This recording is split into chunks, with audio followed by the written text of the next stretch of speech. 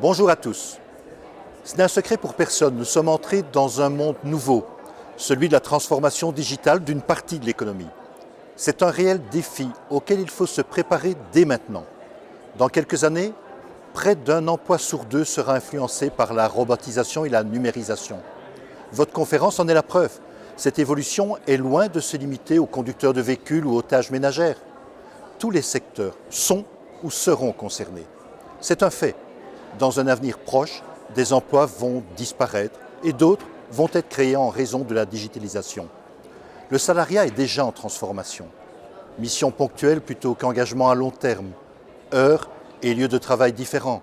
On voit émerger de nouvelles formes de travail et il est de la responsabilité de tous de garantir des conditions sociales des travailleurs modernes. C'est pourquoi il ne faut pas attendre l'avènement technologique. Les entreprises doivent anticiper cette industrie 4.0. Elles doivent permettre dès à présent à chacun d'être formé. La formation continue doit permettre ainsi aux travailleurs de garder des compétences qui profitent à tous. Fort heureusement, il y a des compétences humaines qu'aucun algorithme ne pourra remplacer. C'est une dimension humaine qu'il nous faut préserver.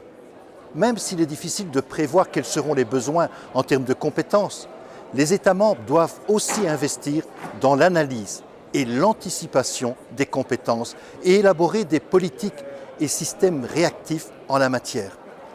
Au début de mon engagement syndical, il m'est arrivé de coller sur les écrans d'ordinateurs fraîchement installés des autocollants qui disaient « Cette machine tue l'emploi ».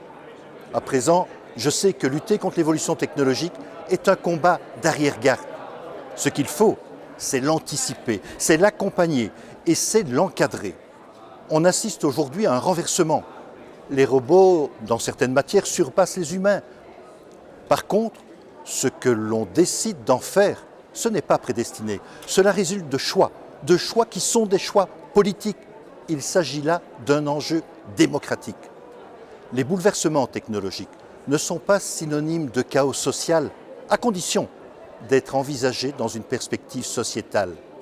Nous devons adapter les législations pour qu'elles préservent les droits des travailleurs. En parallèle, il convient de veiller à la viabilité des systèmes, des régimes de sécurité sociale suite au changement, tout en gardant un œil rivé sur l'éthique, car ces nouveautés posent beaucoup de questions. Ensuite, et votre secteur le sait pertinemment bien, il faut aussi soutenir l'innovation. L'Union européenne ne peut rester à la fenêtre tandis que la Chine, les États-Unis, l'Inde ou le Japon continuent à grandir. Compétitivité et cohésion sociale sont deux faces d'une même pièce. Elles dépendent toutes deux des mesures de soutien au système d'éducation, de formation et d'emploi. Il est contre-productif de penser le développement uniquement d'un point de vue économique. En favorisant l'enseignement et la formation professionnelle, on sera en mesure de répondre à la demande croissante des travailleurs qualifiés. À ce titre, les systèmes de formation en alternance ont fait leurs preuves dans de nombreux pays. Actuellement, ils constituent même le meilleur pont liant la formation à l'emploi. Si on attire les apprenants tant vers les études générales que vers la formation professionnelle, en revalorisant celle-ci, la réussite ne peut être qu'au rendez-vous. Il faut aussi encourager l'apprentissage tout au long de la vie, le rendre accessible à tous et reconnaître les autres formes d'apprentissage non formelles et informelles, telles que le volontariat ou le travail associatif. Toute expérience a de la valeur. C'est là une clé de l'innovation. Comme l'a bien intégré, je crois, votre secteur, le secteur de la chimie. La formation en milieu professionnel doit avoir sa place au cœur des négociations collectives, car le perfectionnement professionnel doit aller de pair avec des conditions de travail favorables. Il arrive aussi que les travailleurs possèdent certaines compétences sans que les employeurs ne s'en rendent compte.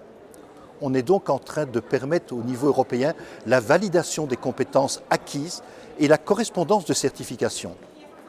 L'industrie de la chimie est, par essence, tournée vers l'avenir.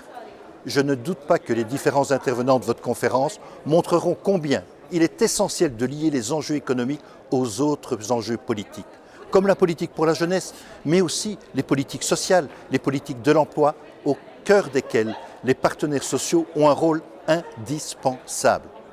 J'ai la conviction que c'est en empruntant ce chemin ensemble, chacun conscient de ses responsabilités, entreprises, organisations syndicales et bien entendu avec les travailleurs que nous atteindrons l'excellence. En tous les cas, bon travail et bonne conférence.